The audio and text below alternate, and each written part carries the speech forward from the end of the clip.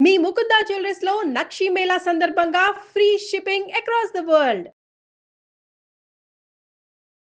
నమస్తే, నేను కీర్తి. మీరు చూస్తుంది సుమన్ టీవీ. సుమన్ టీవీ ప్రేక్షకులందరికీ కనుమ పండుగ శుభాకాంక్షలు. నాతో పాటు ప్రముఖ ఆధ్యాత్మికవేత్త అనంతలక్ష్మి అమ్మగారు ఉన్నారు. నమస్తే అమ్మా. నమస్తే అమ్మా. కనుమ పండుగ శుభాకాంక్షలు అందరికీ కూడానమ్మా కనుమ పండుగ శుభాకాంక్షలు. అమ్మ, ఈ వీడియో స్టార్ట్ చేసే ముందు వరకు నేను మిగతా గెస్ట్లతో చేసినప్పుడు కూడా కనుమ కనుమ కనుమే అన్నానమ్మా. కనుము అనాలని మీరే కరెక్ట్ చేశారు నన్ను. అవును, కనుము అనాలి. ఇదే కరెక్ట్ అమ్మా? రైట్. సో కావాలంటే నిఘంటు చూసుకోండి. మీరే మాకు డిక్షనరీ. నేను డిక్షనరీ చూసి మరీ చెప్పా. రైట్. సో ఈ రోజు విశిష్టత, ప్రాముఖ్యత, ఈ రోజు నాన్ వెజ్ తినే వాళ్ళకి కక్క ముక్క తినే రోజు అని మాత్రమే తెలుసమ్మా, కాకుండా ఈ రోజుకున్న విశిష్టత మీ ద్వారా తెలుసుకుంటాం.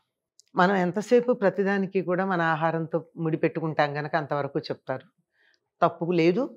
మాంసాహారం తినేవాళ్ళు ఈనాడు తప్పనిసరిగా మాంసాహారం తింటారు. మాంసాహారం తినని వాళ్ళు ఏం చేస్తారో తెలుసా? మాషం బదులు మషం తినడం. అంటే మాషం అంటే మినుగు, మినుములు. మషం అంటే మాంసం. అంచేత ఇది తినని వాళ్ళు అదన్నా తినాలి. అందుకని ఒక మాట ఉంది, కనుము నాడు మినుము తినాలి అని ఒక పదం. కనుమ నాడు కాదు, కనుము నాడు మినుము తినాలి అనేది ఒక సామెత. అలాగే కనుము నాడు కాకైనా మునుగుతుంది అని ఇంకో సామెత. అంటే అమ్మా చెప్తా. కనుము నాడు కాకైనా కదలదు అని ఇంకొక సామెత. ఎన్ని సామెతలు ఉన్నాయి? మిగిలిన ఏ పండగకి లేనన్ని సామెతలు ఒక్క కనుము నాడు ఉన్నాయి. దీనికి ఇంతటి ప్రాధాన్యం ఉంది. ఎందుకు అంటే మన సంప్రదాయంలో అందరికీ సమప్రాధాన్యం ఉందమ్మా. మన ఆధునికంగా అనేక రకాలైనటువంటి పేర్లు అనకూడదు కారణాలుగా సమాజాన్ని రకరకాలుగా విడదీసి వాళ్ళు గొప్పవాళ్ళు, వీళ్ళు చెడ్డవాళ్ళు, వీళ్ళు తక్కువ వాళ్ళు, ఈ తక్కువ వాళ్ళని ఎక్కువ వాళ్ళు అణగదొక్కారు, వాళ్ళకి ప్రాధాన్యం ఉంది, వీళ్ళకి ప్రాధాన్యం లేదు, ఇలాంటి సమాజాన్ని ధ్వంసం చేసే సిద్ధాంతాలు వచ్చాయి. ఇవన్నీ రాకముందు అందరికీ సమప్రాధాన్యం ఉండేది. అలాంటి ప్రాధాన్యం ఏమిటి అంటే, కనుము ప్రత్యేకంగా పొలాలలో పనిచేసే వ్యవసాయదారులకి, వ్యవసాయ కూలీలకి, వ్యవసాయంలో సహాయం చేసినటువంటి పశువులకి, వ్యవసాయంలో సహాయం చేసినటువంటి వస్తువులకి కూడా పండగ. అంటే మనకి రైతు ఎంత ప్రధానమో వ్యవసాయ కూలీ అంత ప్రధానం, వ్యవసాయంలో సహాయం చేసిన పశువులు అంత ప్రధానం. అంత ప్రాధాన్యం అక్కడ సహాయం చేసినటువంటి నాగలి, బండి మొదలైనటువంటి వాటికి ప్రాధాన్యం. అందుకని ఈ రోజున పశువుల పాకను శుభ్రం చేస్తారు. పాలేర్లని పూర్వకాలం పూర్తిగా ఇళ్లల్లో ఉండేవాళ్ళు. ఈ రోజుల్లో లాగా 10 to 5 జాబ్స్ కాదు అవి. పూర్తిగా ఇక్కడే ఉండేవాళ్ళు. రాత్రి ఇంటికి వెళ్ళి పడుకుంటే పడుకునేవారు, లేకపోతే ఇక్కడే తినేవాళ్ళు, ఇక్కడే సమస్తం ఉండేది. అందుకని పాలేరు కానాడు ఇక్కడే తలంటి పోసుకోమని వేడి నీళ్ళు ఇచ్చి, కుంకుడుకాయలు ఇచ్చి వాడిని తలంటి పోసుకోమని, వీళ్ళందరూ తలంట్లు అయిన తర్వాత సహాయం చేస్తాడుగా, అయ్యాక వాడికి కొత్త బట్టలు ఇచ్చి, మాంసాహారం తినేవాళ్ళేమో ఇక్కడే భోజనం తినమంటారు, మాంసాహారం తినని వాళ్ళు మీ ఇంటికి వెళ్ళి తిన్నాయన అంటారు. ఎందుకంటే వీళ్ళ ఇళ్లలో వండుకోరు కదా. ఈ రోజు ప్రత్యేకంగా మాంసాహారం తినడం అలవాటు ఉంటుంది కనుక, మా ఇంట్లో తినం గనక నువ్వు మీ ఇంటికి వెళ్ళి తినమని చెప్తారు. ఆ రోజు వాడికి సెలవు. పూర్తిగా పశువులకంతా పండగ, పశు పాలకులకు కూడా పండగ. అంటే మరి పాలేర్లు ఉన్న రోజుల్లో మాట చెప్తున్నాను. ఇప్పుడు పాలేర్లు అలాంటి పదాలే లేవు అసలు, మనకి లేవు గనక ఇప్పుడు ఎక్కడుందండి అని చెప్పి గట్టిగా అంటే సమాధానం కూడా లేవు గనక. అందుకని ఈ రోజు ప్రత్యేకంగా పశువులకు పండగ. అందుకే పశువుల శాలను శుభ్రం చేయడం, పశువుల్ని కడగడం, వాటి కొమ్ములకు రంగులేయడం, ఆవులు మొదలైనవి అయితే వాటికి పసుపు అవి రాయడం. ఇంకా రంగులేసి ఏం చేస్తుండేవాళ్ళు అంటే, ఆ పసుపు రంగేసిన చెయ్యి ఓ పక్క రంగు, ఎర్ర రంగు వేసిన చెయ్యి అటుపక్క, ఆ గేదెలకి వాటికి ఇటుపక్క చేతులు ఉండేవి అనమాట. ఎర్ర చెయ్యి, పచ్చ చెయ్యి, అలా ముద్రలు. అలా వాళ్ళకి ఇష్టం వచ్చినట్టు, వాళ్ళ ఇష్టం, ఆ ఆవునో గేదెనో వాడి ఇష్టం వచ్చినట్టు అలంకారం చేసుకోవచ్చు. వాడికి ఇంకా ఆట విడుపు ఆ రోజు. ఇంకా అయిన తర్వాత పశువులకు కూడా వినోదం ఉండాలి కదా, వాటికి కూడా ఎడ్ల పందాలు, ఎడ్ల బళ్ళ పందాలు, తర్వాత పొటేళ్ల పందాలు, కోడి పందాలు, ఇవన్నీ కూడా పశువులకు కూడా వినోదాలు, పశువులతో వినోదాలు చక్కగా ఉంటూ ఉండేవి. నాగలి, ఎడ్ల బండి, వాటిని కూడా కడిగి పసుపు అవి రాచి వాటికి హారతులు ఇచ్చేవాళ్ళు. ఇప్పుడు దసరాకి మనం దసరా కూడా ఆయుధ పూజ చేసినప్పుడు ఇచ్చినట్టే దీనికి కూడా ఇస్తారు. కృతజ్ఞతమ్మా. అవి బాగుంటే కదా మన పని జరిగేది. నిజంగా నాగలి బాగుండకపోతే ఎలా దున్నుతాడు? అంతే కదా. ఇప్పుడేం చేస్తున్నారు? నాగళ్ళు లేవు, బళ్ళు లేవు, ట్రాక్టర్లకు చేస్తున్నారు. తప్పనిసరిగా వాటి వల్లే కదా మనం బాగుపడుతున్నాం, సుఖపడుతున్నాం. ఎంత సహాయం చేస్తున్నాయి అవి. అంతేకాకుండా ఈరోజు ఇంకా ఏం చేస్తారంటే నెలంతా చేస్తారు. ఇప్పుడు బాగా చేస్తారు. ఈ వరి కంకులు తెచ్చి పొలానికి వెళ్ళి వరి ఎట్లా ఉంది, పంట ఎలా ఉందని చూసుకుంటూ తన పొలంలో కావచ్చు, పక్క పొలంలో కావచ్చు తీసుకుంటే ఎవరు ఏమనరు. కంకులు తెచ్చి వాటిని చాలా అందంగా కుచ్చుల్లాగా కట్టి ఇంటి ముందు కడతారు. కడితే పిచ్చుకలు వచ్చి ఒక్కొక్క గింజ తినేడుతూ ఉంటాయి. ఆ పిచ్చుకలు అలా వచ్చి వెళ్ళిన ఇంటికి ఎంతో శుభం అని చెప్తారు.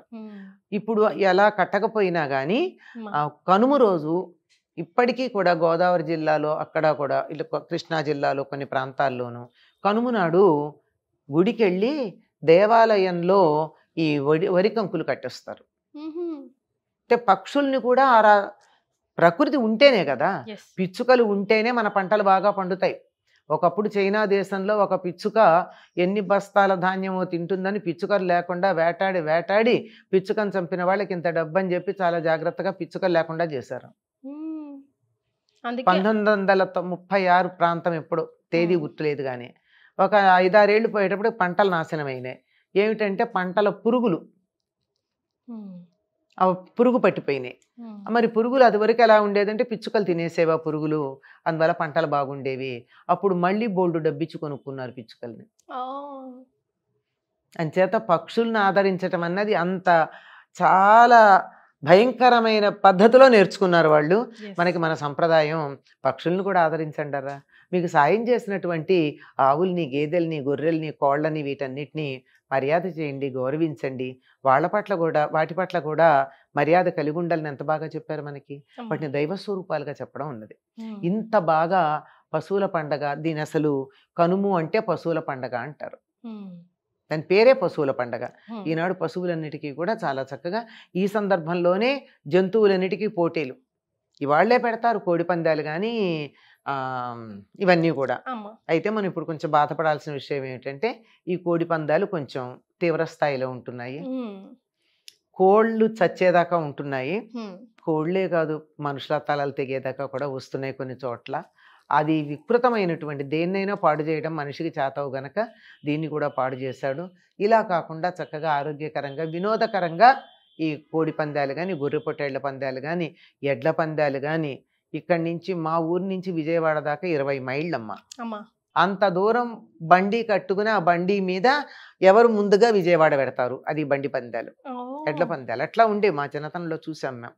వాటికి చక్కగా గెలిచి వస్తే వాటి మెడలో దండలేసి, మరి వాటికి ఏమిటి తృప్తి అంటే వచ్చాక యజమాని దాన్ని ముద్దు చేసే పద్ధతికి చాలు దానికి, అంత బాగా చూస్తూ ఉండేవారు. ఇవన్నీ ఉన్నాయి. మరి మీరు 4వ రోజు పండగ కూడా ఉంటారు కదా, ముక్కనుమ. ఈ రోజు ఏంటమ్మా ముక్కనుము అంటే? కనుము తర్వాత వచ్చేటటువంటిది.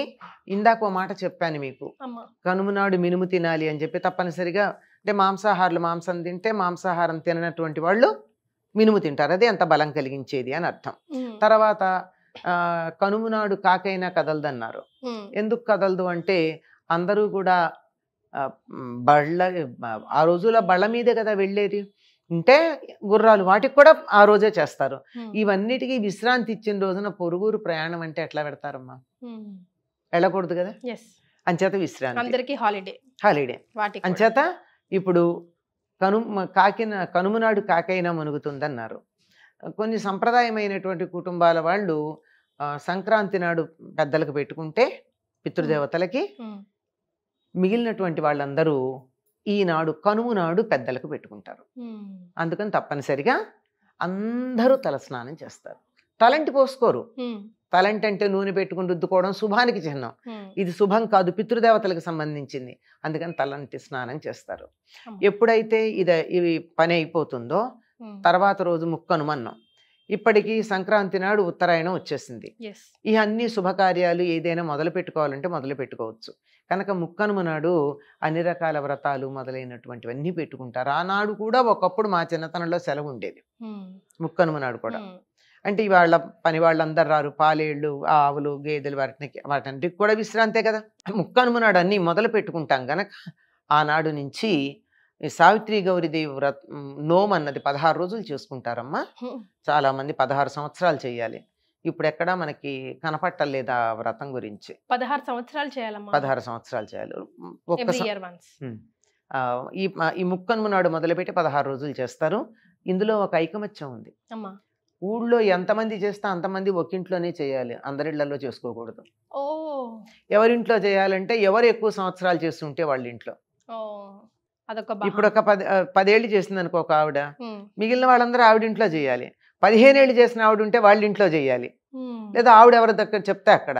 ముందు రోజు వెళ్ళి కుమ్మరి దగ్గరికి వెళ్ళి, ఇక్కడ మళ్ళీ కులం అని వేరే అర్థాలు తీసుకోకండి అమ్మా, పూర్వకాలం మాట చెప్తున్నాను. అప్పుడు తప్పనిసరిగా గ్రామంలో ఒక కుమ్మరి ఉండేవాడు, ఊళ్ళో వాళ్ళగా కుండల అవసరాలు తీర్చడానికి. అది వృత్తి అంతే, వేరే కులం అని అనుకోవద్దు. అక్కడికి వెళ్ళి అతడికి చక్కగా బట్టలు అవి ఇచ్చి, దక్షిణ ఇచ్చి, తాంబూలం ఇచ్చి, అక్కడి నుంచి అమ్మవారి బొమ్మ తెచ్చుకుంటారు. అంటే ఎంత గౌరవించారు చూడండి. తీసుకొచ్చి ఆ ఇంట్లో పెట్టి 16 రోజులు ఆ ఊళ్ళో వాళ్ళందరూ కలిసి చేస్తారు. ఇది పద్ధతి అమ్మ. ప్రతి చోట కూడా అన్ని వృత్తుల వారికి సమానమైన గౌరవం ఇచ్చేటటువంటి పద్ధతి మన ప్రాచీన సంప్రదాయంలో ఉండేది, తర్వాత కాలంలో పోయింది.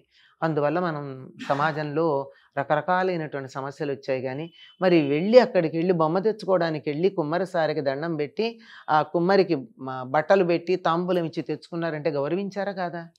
డబ్బు తర్వాత మాట, గౌరవం ప్రధానం. ఆ గౌరవం ఇచ్చి తెచ్చుకోవడం ఉంది. ఇలాంటివన్నీ మనకి మన పండగల్లో, వ్రతాల్లో అన్నిట్లో కూడా ఈ సర్వ మానవ సౌభ్రాతృత్వం అనే దానికన్నా మించి సర్వ జీవ సమానత్వం అనేది కనపడుతుంది. ముఖ్యంగా ఈ 3 రోజు పండుగల్లో మనం నేర్చుకోవాల్సింది అదే కదమ్మా. అంతేనా. చాలా సంతోషమమ్మా. మరొకసారి కనుమ పండుగ శుభాకాంక్షలు. అందరికీ కూడానమ్మా. అందరికీ అంటే మనుషులకే కాదు, జంతువులకి, ప్రకృతికి అన్నిటికీ కూడా క్షేమం ఉండాలి. అవి బాగుంటేనే మనం బాగుంటాం గనక సర్వే జనా కాదు, సర్వే జీవా సుఖినో భవంతు అని అనుకుందాం. చాలా సంతోషమమ్మా. ధన్యవాదాలు.